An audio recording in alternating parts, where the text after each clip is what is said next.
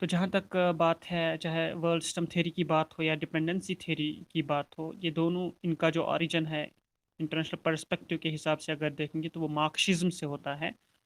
तो मार्क्सिज्म में जैसे हमने देखा है, पढ़ा है, सुना है या जाना है, उसमें हमने ये देखा है कि one class always dominates another class, और जो क्लास जिस पे डोमिनेट किया जाता है उसको एक्सप्लॉइट किया जाता है रूलिंग या डोमिनेटिंग क्लास के इंटरेस्ट के लिए। या उनकी टर्मिनोलॉजी जो उन क्लासेस के लिए आई है, जो दो क्लासेस थे, upper and lower, capitalist versus working class, या बर्जुआजी वर्सेस प्रोलेटारियत। और वहाँ पर एक्सप्लॉइटेशन कंटिन्यूसली होती रहती थी, और स्टेट भी एक इंस्ट्रूमेंट रहता है कैपिटलिज्म में, उन कैपिटलिस्ट्स का, उन बर्जुआजीज का। तो स्टेट को वो यूज़ करते हैं as an instrument of exploitation, और वो एक्सप्लॉइट करते हैं वर्किंग क्लास को, लेबर या प्रोलेटारियन या हैव नॉट्स को। जहाँ तक मार्क्सिज्म की बात है इंटरनेशनल पर्सपेक्टिव के हिसाब से, तो दो थेरीज है, one is world system theory और अनदर है डिपेंडेंसी थेरी। लेकिन द मोस्ट रीसेंट थेरी जो है वो रॉबर्ट कॉक्स की है। रॉबर्ट कॉक्स की जो थेरी है, लेटेस्ट डेवलपमेंट है मार्क्सिज्म में। तो रॉबर्ट कॉक्स की जो थेरी है, that is known as critical theory, that is known as critical theory. वो क्रिटिकल थेरी आपने पढ़नी है when you after pursuing PG you will go for the NET JRF, तो वहाँ पर आपने रॉबर्ट कॉक्स की क्रिटिकल थेरी देखनी है। या जो लेटेस्ट स्ट्रक्चरल मार्क्सिज्म आई है, मर्शिम या इनकी हेबरमास की, या उसके साथ साथ और भी बहुत सारे मार्क्सिस्ट हैं, तो वो भी पढ़नी पड़ेगी। And right now we have to study about world system theory and dependency theory. As far as world system theory is concern, जैसे मैंने बता दिया कि इन दोनों थ्योरीज का ओरिजिन जब हम देखते हैं तो वो मार्क्सिज्म से है, और जो वर्ल्ड सिस्टम थ्योरी है इसको कंसिडर किया गया है, it is the one of the most successful international theory derived from Marxism. The most successful international theory derived from Marxism is known as world system theory, given by American sociologist Manuel Wallerstein. Manuel Wallerstein ने ये theory दी है। He was a famous American sociologist, और ये उसकी theory है। According to वलरस्टेन, जो world system theory है, तो वलरस्टेन इस वर्ल्ड सिस्टम थ्योरी में बताता है जो first world and third world है, तो फर्स्ट वर्ल्ड में डेवलप्ड नॉर्थ आता है, ग्लोबल नॉर्दर्न कंट्रीज आती है, चाहे वो यूरोपियन कॉन्टिनेंट से है या वेस्टर्न वर्ल्ड से हो। तो first world and third world, तो थर्ड वर्ल्ड में डेवलपिंग या अंडर डेवलप्ड कंट्रीज आती है एफ्रो एशियन कॉन्टिनेंट से और लेटिन अमेरिकन कॉन्टिनेंट से। तो एशिया, अफ्रीका और साउथ अमेरिका से जो कंट्रीज आती है वो बनाती है, कंसिस्ट करती है वो थर्ड वर्ल्ड या ग्लोबल साउथ। तो फर्स्ट वर्ल्ड यहाँ पर इमैनुअल वैलेंस्टाइन बताते हैं वर्ल्ड सिस्टम थ्योरी में, जो फर्स्ट वर्ल्ड और थर्ड वर्ल्ड है, these are the components of a larger world system. एक बड़ा वर्ल्ड सिस्टम है, वहाँ पे थर्ड वर्ल्ड और फर्स्ट वर्ल्ड है। जहाँ तक फर्स्ट वर्ल्ड की बात है, उसमें जो रिप्रेजेंटेशन है वो डेवलप्ड कंट्रीज़ की है, वो अमीर देशों की है, वेस्टर्न कंट्रीज़ की है वो। और जो थर्ड वर्ल्ड कंट्रीज़ है उसमें एफ्रो एशियन और लेटिन अमेरिकन कंट्रीज़ आती है, जो पुअर है, खासी पुअर है वो, और इसके अलावा वो अंडर डेवलप्ड भी है, कुछ डेवलपिंग है और कुछ अंडर डेवलप्ड है। तो वर्ल्ड सिस्टम जो है, लार्जर वर्ल्ड सिस्टम जो है, तो वहाँ दो चीज़ें हैं, one is first world and another is third world. और जहाँ तक इनके ओरिजिन की बात हुई है, first world versus third world, ये बनते आए हैं from 16th century colonialism. 16th century colonialism, जब यूरोप में कॉलोनियलिज्म का राइज हुआ था, जब वो मशवरा कर रहे थे कि हम उस्मानिया या बाकी जो भी इलाके हैं, कौन किस इलाके पे जाएगा, फ्रांसीसी अरबज में जाएंगे, साउथ एशिया में ब्रिटिशर्स जाएंगे, हॉलैंड जो है वो डच जो है वो इंडोनेशिया जाएंगे, इटालियन जो है, इतालवी जिनको कहा जाता था, इटालियन जो है वो अफ्रीका जाएंगे। इसके अलावा पुर्तगीज़ जो है वो नीचे साउथ इंडिया से नीचे जाएंगे वो।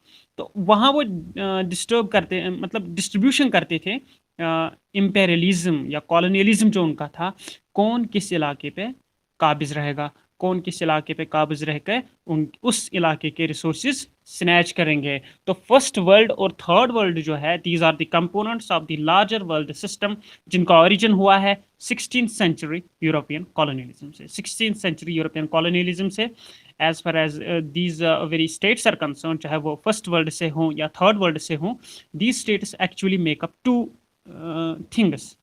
दो चीज़ें आती हैं, दो रिप्रेजेंटेशंस आती हैं इस वर्ल्ड सिस्टम में। एक को रिप्रेजेंट करती है फर्स्ट वर्ल्ड और एक को रिप्रेजेंट करती है थर्ड वर्ल्ड। मैंने ये दोनों थ्योरीज आपको एक साथ क्यों पढ़ानी है? Because they are interrelated and they are almost same, they are almost same. अब टर्मिनोलॉजी की यहाँ पे डिफरेंस है, that is why to get a crystal clear about the two theories I took them simultaneously to make you learn. तो first world और third world एक larger world system के वो हिस्सा है। फर्स्ट वर्ल्ड जो है वो अमीर लोग हैं, अमीर देश है, और जो थर्ड वर्ल्ड है वो गरीब और गरीब तर देश हैं। वो फर्स्ट वर्ल्ड में यूरोपियन कॉन्टिनेंट के साथ साथ उसमें वेस्टर्न कंट्रीज भी आती है, probably from northern American continent. और जहाँ तक थर्ड वर्ल्ड की बात है उसमें खासकर तीन बरअज़्मू से कंट्रीज आती हैं, चाहे वो एफ्रो एशिया या लेटिन अमेरिका की बात हो। तो ये दो चीज़ें हैं, दो कंपोनेंट्स है वर्ल्ड सिस्टम के, बड़े वर्ल्ड सिस्टम की, और जिनका ओरिजिन हुआ था 16th सेंचुरी यूरोपियन कॉलोनियलिज्म से। And as far as these states are concerned, they actually make up two things, two representations in the form of core and periphery of the world system. Core and periphery of the world system. For example, I'm talking about Srinagar and other states. So Srinagar is the core, Bandipora is the periphery. Bandipora is the periphery, Kapara is the periphery. तो इसी तरह यहाँ पर जो है core and periphery, core यहाँ पर किन को नाम दिया गया है? कोर यहाँ पर ग्लोबल नॉर्थ यानी फर्स्ट वर्ल्ड को नाम दिया गया है, डेवलप्ड कंट्रीज को नाम दिया गया है। और पेरिफेरीज जो है वो पेरिफेरीज का जो नाम है वो दिया गया है थर्ड वर्ल्ड कंट्रीज को, पुअरेस्ट कंट्रीज को या अंडर डेवलप्ड कंट्रीज को। और यहाँ पर जो कोर था सेंट्रल और वेल्दी स्टेट्स थे ये, और जहाँ तक पेरिफेरी की बात थी वो पुअर और डेवलपिंग कंट्रीज थी। और जहां तक इन कोर कंट्रीज की बात थी, they were always at race in order to distribute the resources, snatch the resources in the form of raw materials from the peripheries. तो हमेशा ये इस दौड़ में रहते थे कि पेरिफेरी से हम क्या करेंगे, हम रिसोर्सेज वहां से स्नैच करेंगे। तो कोर वर्सेस पेरिफेरी, पेरिफेरी को कुछ भी नहीं मिलता था बल्कि वो गरीब से गरीब तर होते थे। और the development of developer countries was dependent on the under development of developing countries. जितना कोर डेवलप हो रहा था उतना ही जो पेरिफेरीज थी वो उतनी पीछे, पसमानदा, बैकवर्ड और अंडर डेवलप्ड हो रहे थे। क्यों? क्योंकि इनके जो रिसोर्सेज थे वो कंटिन्यूसली स्नैच हो रहे थे। तो the states actually makeup core and periphery in the world system. और जहां तक कोर की बात है, that is always exploiting the periphery in the form of snatching raw materials or providing them the finished products at expensive rates and snatching raw materials at cheaper rates। एक तो सस्ते दामों आप यहाँ से रॉ मटेरियल स्नैच करोगे और उसी रॉ मटेरियल को मिक्सअप करके आप फिनिश्ड गुड दोगे एक्सपेंसिव दामों, महंगे दामों। तो वहाँ से भी एक्सप्लॉयटेशन है। कहीं पर आप ऐसे ही इसको गनीमत जान के ले जाते हो, स्नैच करते हो, चोरी करते हो, क्योंकि it is a sign of imperialism ना, it is the quality of imperialism and as well as colonialism ना। तो core was always exploiting the periphery और नतीजा क्या निकल रहा था? Core was getting richer and the peripheries were getting poorer and poorer day by day। अब यहाँ पर वो स्टेटस जो दोनों में नहीं आती थी, ना वो कोर में आती थी और ना वो पेरिफेरी में आती थी, states which do not fit in either class, जो दोनों में से किसी क्लास में फिट नहीं हो रही थी, but lie somewhere in the middle, जो बीच में आती थी, ना वो कोर में आती थी ना वो पेरिफेरी में आती थी। इस मॉडल के जो कंट्रीज थी जो ना कोर में आती थी और ना वो पेरिफेरी में आती थी, तो उनको कहा गया है सेमी पेरिफेरल, सेमी पेरिफेरल। तो यहाँ पर जो वलरस्टेन ने टर्मिनोलॉजी दी है वर्ल्ड सिस्टम में, वो कहता है कि दो तरीके की ये रिप्रेजेंटेशन है, कंट्रीज है, ग्रुप्स है, जो रिजल्ट हुआ है 16th सेंचुरी यूरोपियन कॉलोनियलिज्म से। First world versus third world. First world is represented by core and third world is represented by periphery. Core is always exploiting the periphery, snatching raw materials at cheaper rates and providing the finished goods at higher or expensive rates।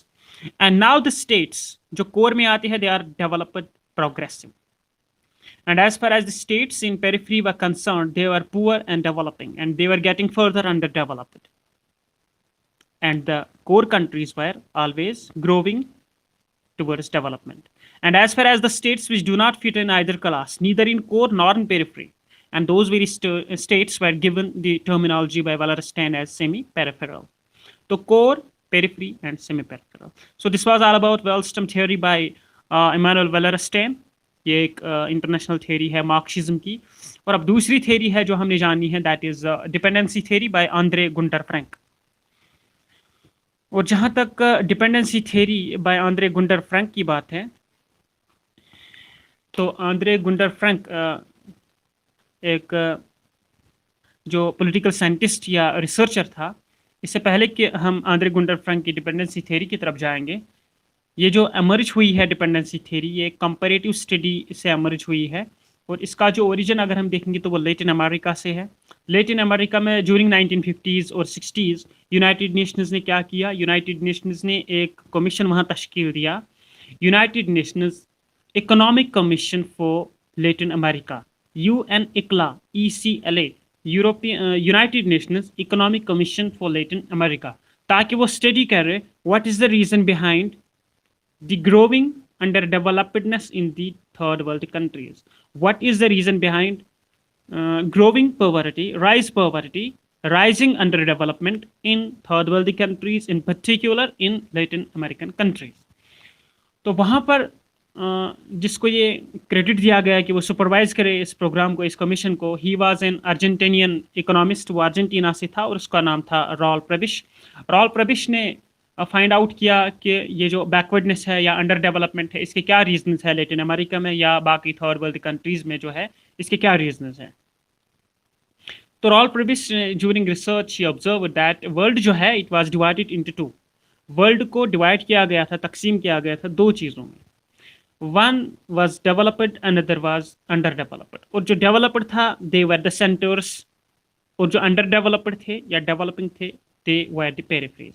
तो वहां पर वेलरस्टेन ने बोला था core and periphery. अब यहाँ पर roll प्रबिश ने बोला, ये टर्मिनोलॉजी आपने याद रखनी है, क्योंकि फॉर एग्जांपल अगर वेलरस्टेन की टर्मिनोलॉजी आएगी तो कोर वर्सेस पेरिफेरी, और अगर रॉल प्रबिश की आएगी तो it is center versus periphery. तो center versus periphery, center here is developed country and periphery here is third world country और डेवलपिंग कंट्री और under developed country. And it was found here जो center है it is providing the technology to the third world country, it is providing technology to the developing country।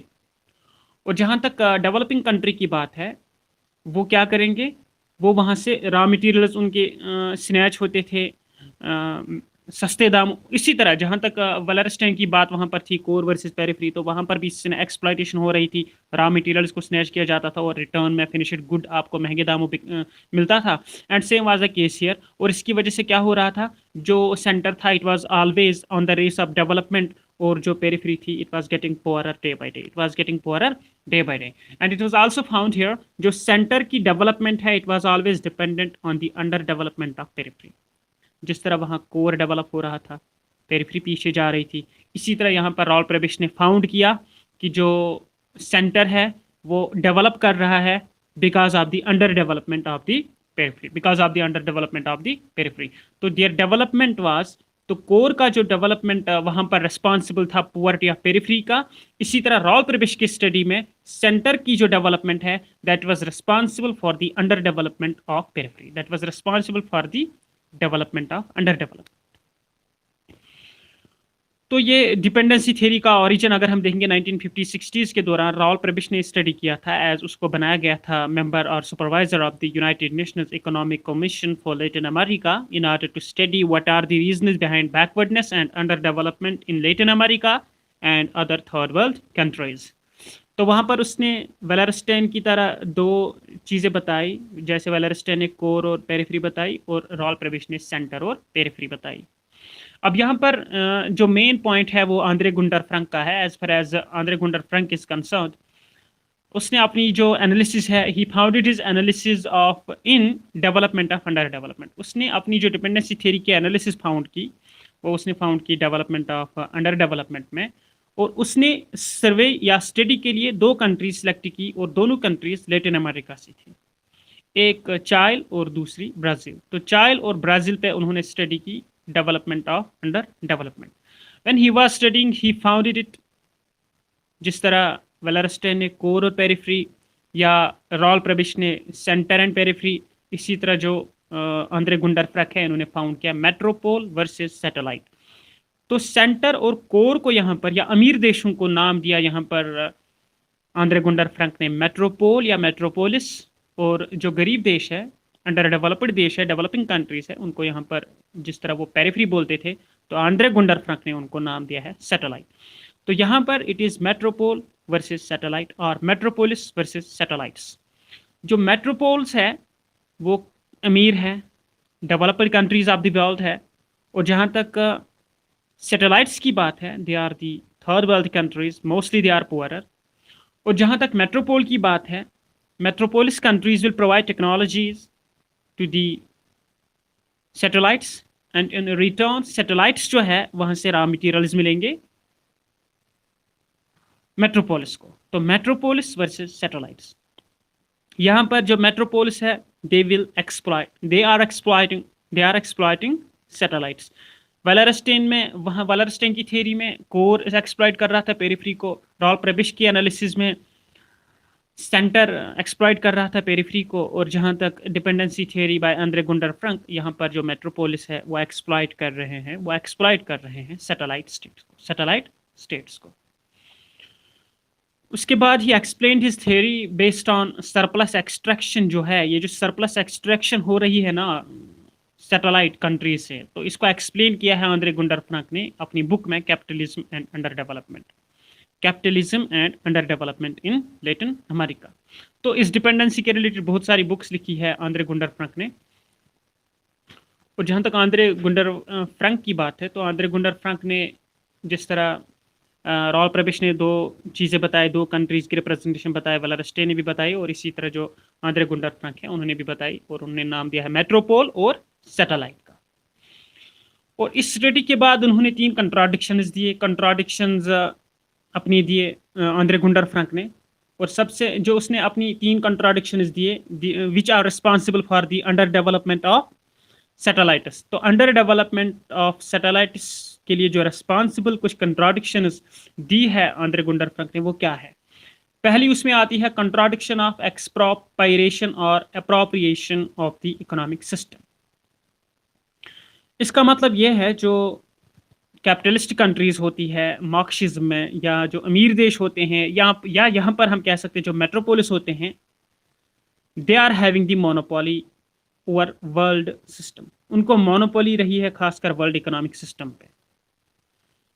उनको आपस में economic linkages रहती है। तो developed countries जहाँ जहाँ भी है, इनको आपस में इकोनॉमिक लिंकेजेस रहती है, और ये एक चेन सी बन जाती है, फॉर एग्जांपल रशिया एक डेवलप्ड कंट्री है, उधर से अमेरिका एक डेवलप्ड कंट्री है, उधर से इंग्लैंड एक डेवलप्ड कंट्री है। तो ये ऑलमोस्ट रशिया को आप शुमार करें एशिया में भी है और यूरोप में भी है, और उधर से इंग्लैंड यूरोप पे है, और उधर से अमेरिका में है। तो ये 3 कॉन्टिनेंट्स में 3 ये मेट्रोपोलिस बन जाती है, और ये आपस में लिंकेजेस है वो जो बढ़ाते हैं। तो ये एक चेन लिंकेज सिस्टम बन जाता है, एक चेन सी बन जाती है इनकी। जब इनकी ये चेन सी बन जाती है, ये अपना एक दूसरे को एनकरेजमेंट और ये जो एक्सटेंड जो सपोर्ट है वो एक दूसरे को करते हैं, ये अपने सेंटर बनाते हैं। तो ऑलमोस्ट फॉर एग्जांपल अगर हम कंसिडर करेंगे यूरोप का जो मेट्रोपोलिस का सेंटर है वो इंग्लैंड में है, इधर रशिया में है, और उधर अमेरिका में है।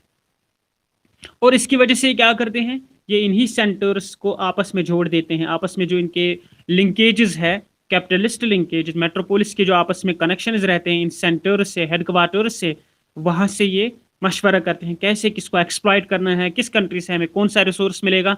और यूं ये क्या करते थे, यूं ये यहाँ पर ये करते थे, जो इनके अराउंड जो एरियाज थे वो उनको स्नैच करते थे, वो उनको एक्सप्लॉइट करते थे by snatching their resources, by taking away their raw materials at cheaper rates. तो पहला कंट्राडिक्शन यहाँ पर यही आता है, जो वर्ल्ड इकोनॉमिक सिस्टम है या इकोनॉमिक सिस्टम पे जो मोनोपोली है वो कैपिटलिस्ट कंट्रीज है या वो मेट्रोपोलिस कंट्रीज की है। और ये जो मेट्रोपोलिस कंट्रीज है ये कैसे अपना दबाव या प्रेपोंडेरेंस फैलाती है दुनिया में, by making interlinkages with each other, amongst each other. आपस में ये जो मेट्रोपोलिस कंट्रीज हैं ये आपस में लिंकेजेस करते हैं, कनेक्शंस बढ़ाते हैं, स्ट्रेंथन अपने कनेक्शंस करते हैं, ताकि इनके अराउंड जो भी सैटेलाइट कंट्रीज है उनको हम आराम से स्नैच या एक्सप्लॉइट कर सकते हैं, उनके रिसोर्सेज छीन के। और दूसरा जो आता है दैट इज मेट्रोपोलिस या सैटेलाइट पोलराइजेशन। जहाँ तक पोलराइजेशन की बात है, polarization means that if there are structural differences, अगर वहाँ पर स्ट्रक्चरल डिफरेंसेस है but there is still a qualitative relation so far their economic development or underdevelopment is concerned. अगर वहाँ पर स्ट्रक्चरल डिफरेंसेस है, फॉर एग्जांपल स्ट्रक्चरल डिफरेंसेस यहाँ पर एक अमीर है एक गरीब है, अगर ये स्ट्रक्चरल डिफरेंसेस है लेकिन वहाँ पर फिर भी एक क्वालिटेटिव रिलेशन रहती है so far as their economic development and और अंडर डेवलपमेंट इज कंसर्न। कैसे? क्योंकि जो मेट्रोपोलिस है उनका डेवलपमेंट किस पे डिपेंड है? उनका डेवलपमेंट डिपेंड है अंडर डेवलपमेंट ऑफ सैटेलाइट पे। जिस तरह हम रॉल प्रविश की थ्योरी में पढ़ते थे, जो सेंटर है वो डेवलप तब हो जाते हैं जब पेरिफ्रीज अंडर डेवलप होते हैं। वो अंडर डेवलप तब होते हैं जब उनके रिसोर्सेज स्नैच करते थे सेंटर्स, और सेंटर डेवलप होता था और पेरिफ्रीज अंडर डेवलप हो रहे थे। And same is the case here. जो यहाँ पर मेट्रोपोलिस सैटेलाइट पोलराइजेशन है, इनके स्ट्रक्चरल डिफरेंसेस है, लेकिन जहाँ तक इनके इकोनॉमिक सिस्टम की बात है, अंडर डेवलपमेंट डेवलपमेंट की बात है, एक का डेवलपमेंट दूसरे के अंडर डेवलपमेंट पे डिपेंडेंट है। तो यहाँ पर जो मेट्रोपोलिस है उनकी जो डेवलपमेंट है that is dependent totally absolutely on the underdevelopment of satellites। उसके बाद एक और कंट्राडिक्शन है, वो तीसरी कंट्राडिक्शन है, that is continuity in change. Continuity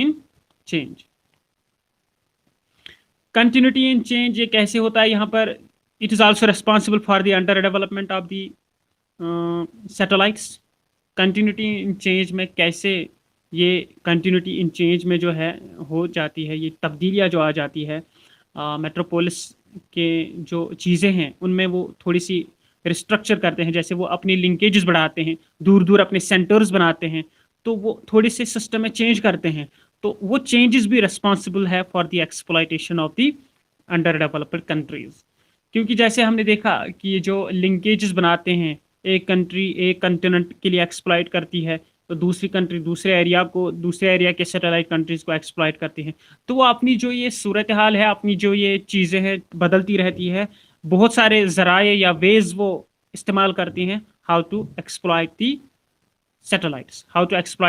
दस in this way we can say it has been a source of continued under development. तो ये जो कंटिन्यूटी उनकी चेंज आती है, ये जो मेट्रोपोलिस है ये जो कंटिन्यूसली चेंजेस करते हैं अपनी सिस्टम में, और इसका मकसद जो होता है at the end of the day वो यही होता है to make further under development of the underdeveloped by exploiting them.